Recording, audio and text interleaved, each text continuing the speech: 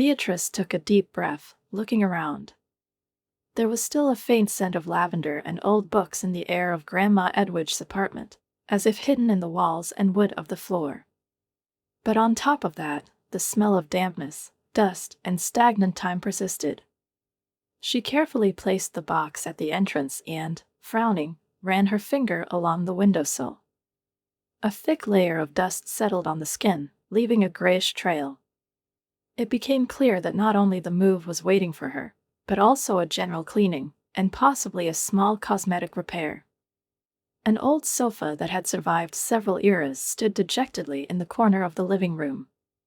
The upholstery was stained, and one of the wooden legs was swaying, as if anticipating the imminent end. There was an old cabinet in the corner, on which you could still see the prints of mugs, probably left over from the time of Grandma herself. In the light of the evening sun, dust danced in the air, slowly settling on the floor and furniture. "Well, Grandma," Beatrice murmured, smiling faintly, "your apartment is waiting for a new life." She rolled up her sleeves and began to make her rounds of the domain. The bedroom looked better, but the smell of mothballs that permeated the curtains and the old closet suggested that careful ventilation was essential. On the balcony, on the very one where Grandma had once grown her beloved petunias, dried stems now stuck out in clay pots. The plants died long ago without the caring hands of their mistress. However, the balcony itself remained cozy, small, but with a wonderful view of the quiet green courtyard. The kitchen evoked mixed feelings. Everything seems to be in place: an old but solid set, a gas stove, a table familiar from childhood, where Beatrice ate her grandmother's pies. But the tiles on the walls were cracked, and water was dripping from the faucet, creating a steady tapping sound that was uncomfortable. She sat down on a kitchen chair and thought about it.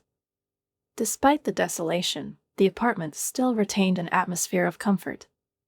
I remembered evenings with my grandmother, her good-natured grumbling, the aroma of fresh tea with mint.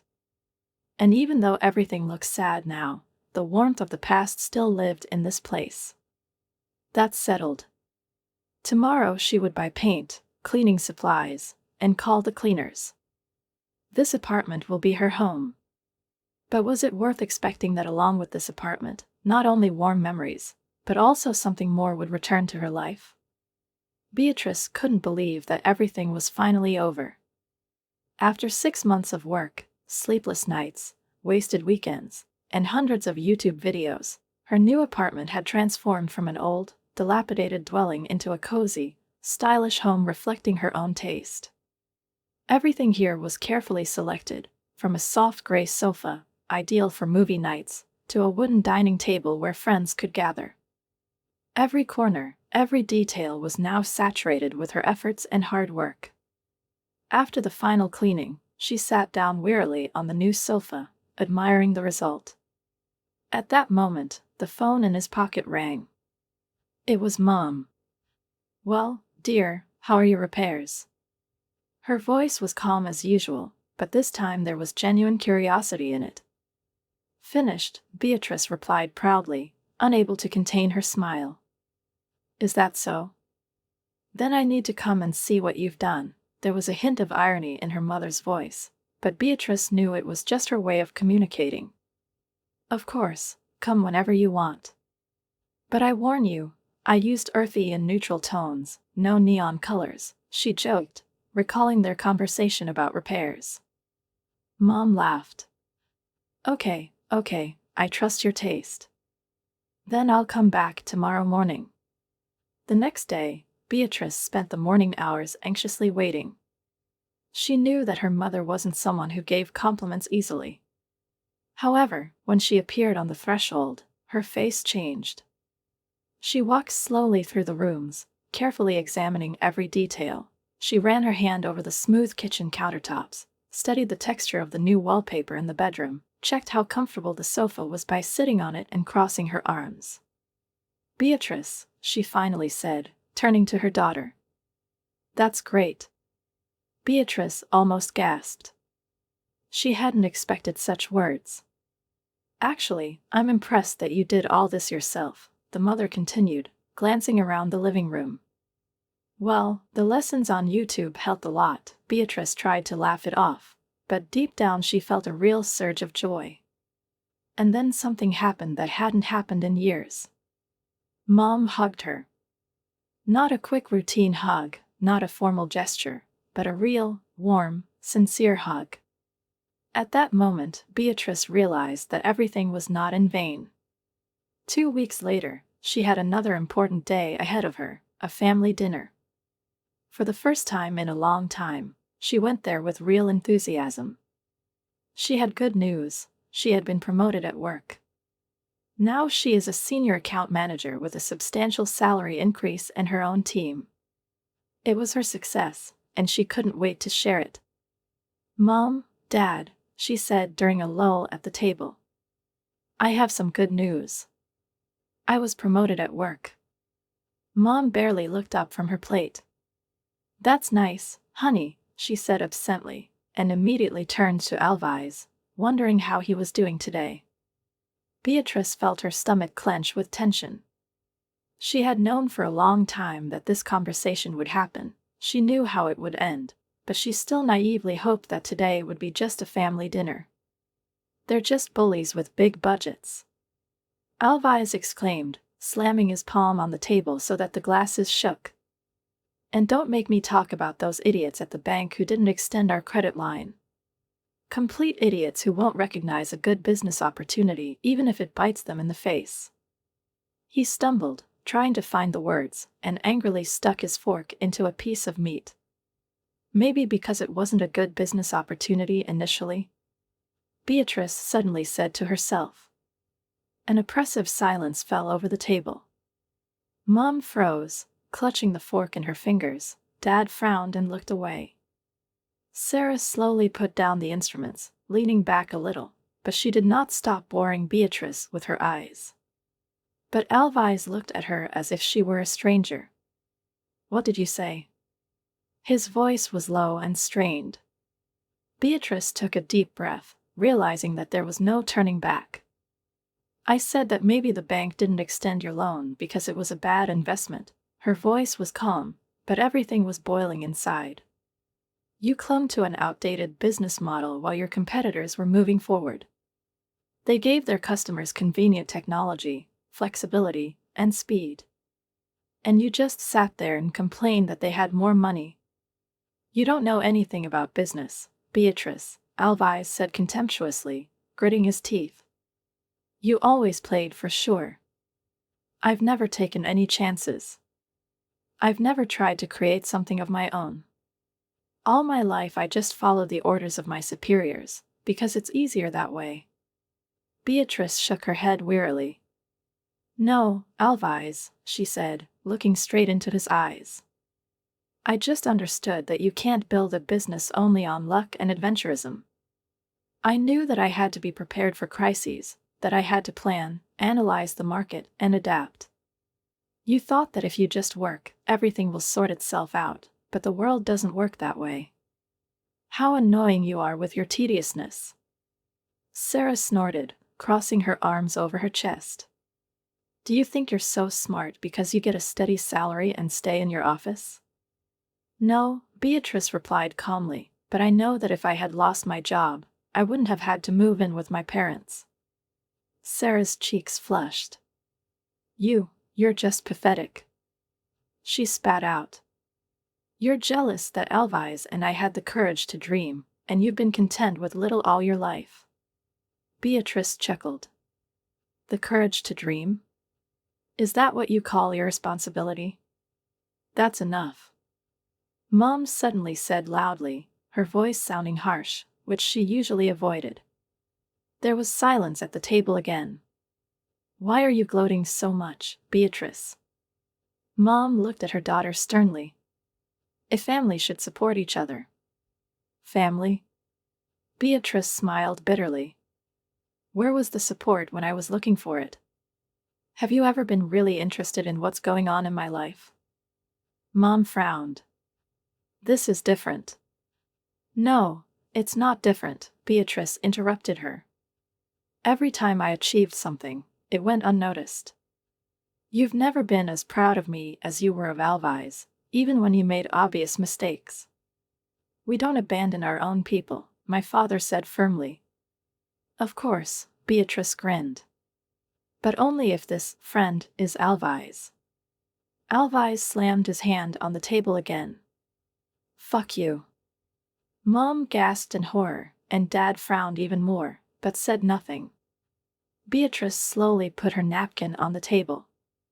Funny, she said softly, looking down at her plate. We are sitting at the same table, but we have long ceased to be a family. Beatrice was sitting at the table, but the food on the plate no longer had any taste for her. I can't live here anymore, Sarah suddenly announced, her voice dripping with displeasure. No offense, she added, not even trying to sound sincere, but I need my own personal space. Alvise immediately perked up, like a puppet pulled by strings. Hey, Mom, what about Grandma Edwidge's old apartment? She still belongs to you, right? Beatrice abruptly raised her head, feeling something cold prick her chest. I live there, she said quickly. And I completely repaired it. Oh, yes, Mom nodded, suddenly animated. Beatrice has done a wonderful job with this place. It looks absolutely beautiful now. She said it so easily, as if the apartment was still just part of the family property, and not the house that Beatrice had created with her own hands. She saw the look exchanged between Alvise and Sarah. Fast, meaningful, full of hidden meaning. Something heavy settled in her stomach, but she forced herself to dismiss the feeling. No, they wouldn't. Really? On Wednesday evening, Beatrice was returning home, tired after a long day at work. Her mind was already preoccupied with the leftover rolls from dinner, waiting for her in the fridge, and the new Netflix series she'd been wanting to watch for a long time. But when she reached her floor, her heart sank. There were voices coming from outside her apartment door. Familiar voices. She opened the door and stood on the threshold. Mom, Alvise, and Sarah were standing in her living room. It was as if they owned the place. Sarah ran her hand over the curtains that Beatrice had hung just a month ago and smiled. Mom? Beatrice's voice was steady, but alarm bells were already ringing inside. What's going on? You could have called. Mom casually waved her hand without even looking at her. Don't be ridiculous, Beatrice.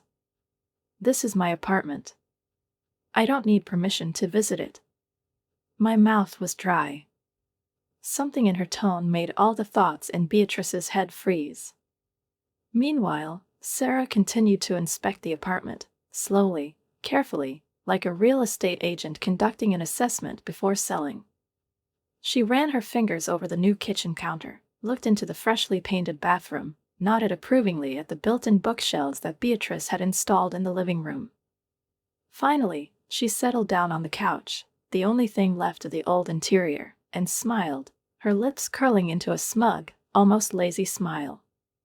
It's perfect, she said. We can move in next week. The world tilted. I'm sorry, what? Beatrice's voice sounded sharp, like glass hitting stone. I live here. This is my house, she said, barely able to contain her indignation. I fixed it up. I'm the hostess. Mom abruptly raised her head, her gaze turned icy. I decide who lives here, she snapped. But all the work I've done, Beatrice gestured helplessly at the walls. I've painted the floors. I've redone the whole kitchen. I've put so much effort into this place, so many hours of work. Mom's smile became strangely calculating. Actually, since you've improved the apartment so much, its market value has increased significantly. She looked at Beatrice, and her stomach turned cold. If you want to stay, the new rent will be 3 times more than what you are paying now. When the first rays of the morning sun broke through the windows, Beatrice finally allowed herself to pause. She sank wearily onto her sofa, now really her sofa, and looked around. The apartment was still not fully inhabited, but it was already beginning to look like a real house. The gray sectional sofa was comfortably ensconced in the corner, and in front of it was her TV, installed, as before, according to the instructions from YouTube. The kitchen appliances, neatly arranged on the shelves, created a sense of order. And next to the bed was a stack of books, which she brought last, as a symbol that this house really belongs to her. And although she finally had a chance to rest, sleep wouldn't come. The events of the last few days were spinning in my head, the last conversations with my mother, Alvi's look full of cold indifference, and Sarah's smug smile when she looked around her former apartment. They expected her to be broken. They thought that she would have nowhere to go, that she would be left at a broken trough, helpless and crushed. But instead, she left them empty walls and an old sofa. They could do anything with it. A sense of satisfaction flared up inside her, albeit with a hint of bitterness. The phone vibrated. She glanced at the screen. Did she expect to see her mother's name there? Beatrice felt as if her body had turned to stone. The blood drained from his face as everything fell into place. It was planned. Mom knew. She knew that Beatrice would not be able to afford the triple rent. Yes, her recent promotion was good, but not enough to sustain such expenses. "You're trying to kick me out," her voice was barely a whisper. Mom shrugged, not even bothering to pretend otherwise. "If you can't afford the new rent, you should probably start looking for another place," she said coldly. "You have a week to move out." Beatrice looked at her, still hoping to catch in her face at least a shadow of doubt, regret, something that would indicate that this was a difficult decision for her. But nothing. Not the slightest hesitation. Without waiting for an answer, Mom turned and headed for the door. Sarah was already on the phone, presumably making plans to move. Alvi's was silent all this time. And he didn't have to talk. His silence meant more than any words. Mom paused in the doorway for a moment, but she didn't turn around. 1 week, she repeated, then closed the door behind her. Beatrice was left alone. Standing in the middle of her living room, the room she had painted, decorated, and turned into a real home, she felt the walls shrink around her. The fervent pride she felt just a few months ago when she showed her mother her work has now turned to ashes. She expected despair to overwhelm her at this moment, that she would burst into tears, burying her face in the pillow. That he would be angry, indignant, rushing around the apartment, not knowing what to do next. But instead, Beatrice was already sitting with her phone in her hands, looking through the rental ads. By midnight, she had found the perfect option.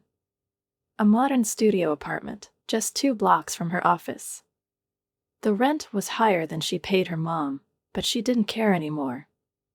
The next morning, she wasted no time taking a sick leave for the first time in 3 years. By 9 a.m., she was sick. By 10 o'clock, she was already in her new apartment. She signed the lease, made a deposit.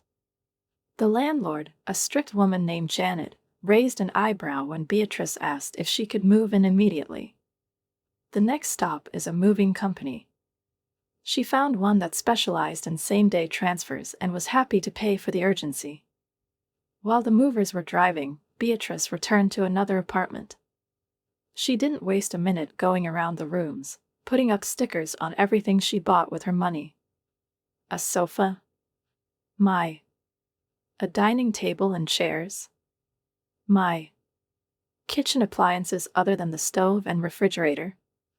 My. The bookshelves that I installed myself? They're mine too. She paid for it. She created this space. She put every minute of her free time into it. When the movers arrived at 2 p.m., Beatrice stood in the center of the room, directing their movements like a conductor. The sofa was disassembled and taken out first. Then there's a table, chairs, and bookshelves. Detail by detail, piece by piece. The coffee maker she spent money on after her promotion. A memory mattress bought on sale on Black Friday. The TV she set up herself after watching 3 different lessons on YouTube. Everything she had bought to make this place a home was now leaving the apartment with her. When the movers were done, the apartment looked almost the same as the day she first entered it. Empty walls, bare floors, and an old sofa. He was left alone in the middle of the living room, like a captain going down with his ship. Beatrice took one last look at what had once been her home. She remembered the whole weekend spent painting these walls with a brush in her hand. I remembered the evening spent searching for the perfect furniture. She remembered the night she stood there, when her mother smiled at her and told her how impressed she was. And now? Now her family has left her with nothing. Beatrice took a deep breath, then turned around and left. As she walked, she sealed the key in an envelope and, passing by her parents' house, shoved it under the door. Did they want an apartment? Let them get it. And she gets a new life. All night long, Beatrice was arranging her new apartment, arranging furniture, hanging shelves, putting things in order. She tried to make everything look right, to make the space look like she had lived here for a long time, rather than moving in a hurry to escape the betrayal of her own family. She changed the position of the decorative cushions on the sofa over and over again, rearranged books, hung paintings. This was her home. Her space. No one can come here without permission. They can't dispose of her things. They can't tell her what she can and can't do. It wasn't until the next morning that all hell broke loose. The first call came at exactly 7 a.m. Then another one. And more. Mom. Alvise. Sarah. Mom again. Alvise again. The phone, lying on the new kitchen counter, vibrated with such persistence that it seemed to be trying to break through the stone wall of her calmness. Beatrice was in no hurry to answer. She calmly took a sip of coffee from her favorite cup, feeling the bitter taste on her tongue, and stared at the screen. After the 6th ring, she finally picked up the phone. How dare you? Mom's voice exploded over the speaker, and Beatrice almost pulled the phone away from her ear. The apartment is completely empty. Your brother and Sarah have nowhere to sleep except this old couch. Beatrice took another sip of her coffee, feeling strangely calm. Actually, I had every right, she replied in a flat voice. I bought all this furniture with my own money. I have all the receipts, if you want to see them. I left what was originally there. You know, that sofa that you were so happy to let me use. There was a long pause. And then Mom said something that would make Grandma Edwidge wash her mouth with soap. The call ended with a sharp click. But the silence didn't last long. Half an hour later, the phone vibrated again, this time flooding her with notifications. Messages from Alvise and Sarah flew one after the other, as if they had marked themselves with a team to blow up her messaging app. You're a vengeful witch, from Sarah. How dare you take everything? You're just jealous, because Alvise is a real entrepreneur, and you're just a red tape. Alvise's messages were no better. You're selfish. You've always been jealous of my success. Now you're trying to punish us just because we're going through a difficult period? That's really cool, sis. Very cool. The messages kept coming, each one more sarcastic than the previous one. In the eyes of her brother and his wife, she turned out to be greedy, heartless, vindictive, petty, cruel, selfish. And her personal favorite was the message from Alvise. You're a soulless corporate drone who wouldn't recognize family loyalty even if it bit her in the face. She read each message once, then just closed the app without even bothering to reply. Instead of participating in their drama, she plunged headlong into the arrangement of her new place. She decorated the walls, looked at the catalog with new curtains, filled the closet with her favorite books. She was building a new life. A month has passed without any contact with her family. Beatrice could say that she hadn't thought about them, but that would be a lie. From time to time, she caught herself wondering how they were doing. Did they manage to furnish the apartment? If so, with whose money? Does Mom still cook her famous lasagna on Sundays? But every time those thoughts came up, she pushed them away. They made their choice. Then, exactly 1 month after the move, her phone lit up again, flashing her mom's number. She barely answered. But some strange mixture of curiosity and pent-up hope made her pick up the phone. The payment didn't arrive, Mom said without any preliminaries. Her voice was cold, but there was something else in it. Beatrice couldn't help but laugh. Of course he didn't, she said. I don't live there anymore. Remember? You kicked me out. That's not the point, Mom snapped. We are waiting for you to continue the payments. The laughter stuck in her throat. I'm sorry, what? We're having a very difficult time right now, Beatrice, Mom sighed. We are still paying off the loan we took out for Alvi's business, and you cannot afford to pay the rent right now. The family needs your help. Beatrice slowly closed her eyes and exhaled. Let me get this straight, she said, gripping the phone tighter. You kicked me out of the apartment so that Alvi's and Sarah could move in. And now you want me to keep paying rent for an apartment I don't live in, just so they can live there for free? Family helps family, Mom said, as if that explained everything. How often had she heard those words? Every time they needed her. But not once when she needed help. Something inside Beatrice finally broke. Actually, Mom, what does the family do? Her voice was surprisingly even for her. Does a family expel one child to the street to make room for another? Does a family take away someone's house and then demand that they continue to pay for it? You're being dramatic, Mom said sharply. No, Mom, I'm realistic. For the first time in my life, I see things as they are. Beatrice tightened her grip on the phone. Family helps family, right? Well, guess who I am too. Or at least it should have been. There was a long, tense silence on the other end of the line.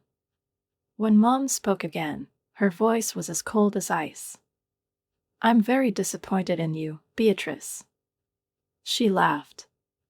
Sincerely this time. That's funny, she said, feeling something inside her burst, making room for something new. Because I was just about to tell you the same thing. And before Mom could say a word, Beatrice ended the call. She didn't even allow herself to hesitate when she opened her contact list and blocked her number. Then the father's number. Then Alvi's number.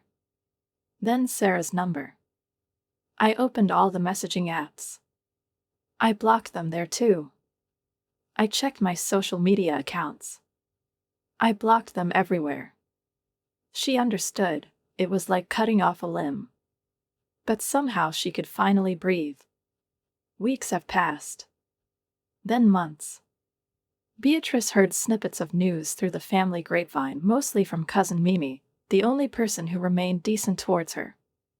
Alvi's, of course, did not give up. He came up with another brilliant business idea. Something about the delivery of handmade pet food. Or maybe they were organic food subscription boxes. Mimi wasn't sure. Her parents went around asking different relatives for seed money. Most of them refused. Only Uncle Derek, notorious for his generous loans, offered his help. But his interest would make even a street pawnbroker blush. Even Beatrice's parents weren't desperate enough to accept his offer. The last she heard, they were considering taking out another loan to finance Alvi's latest venture. Mimi told her this over a cup of coffee one Saturday, carefully watching her reaction. What do you think about it? What is it? She asked. Beatrice stirred her latte, thinking about this question. 6 months ago, she would have been terribly worried. 3 months ago, she would have been angry. But now? She smiled, taking a sip of her coffee. Not my circus, not my monkeys. She was surprised to find that she meant it. Mimi chuckled. You seem different, she said. Happier. Beatrice thought about her new apartment, furnished exactly the way she wanted. About her recent promotion at work, which she celebrated with the team, not with her family. About cooking classes, which she finally started going to on weekends, something she always wanted to do, but never had time for because she was renovating that apartment. Me? She asked, taking another sip of coffee. I'm really happy. Later that evening, Beatrice was sitting on her couch, in her apartment, with a glass of wine in her hand. She thought about everything that had happened. About Mom's words, which were the last time she heard them in her head. Family helps family. They were right about one thing. The family really should help the family. But somewhere along the way, they forgot that assistance should be bilateral. That love should be unconditional. That family is about supporting each other's growth, not self-indulgence. She took another sip of wine and smiled. She had better things to do than try to fix people who didn't want to be fixed. Much better things, actually. Write a comment on what you think about this story and don't forget to subscribe to the channel and like it. See you soon.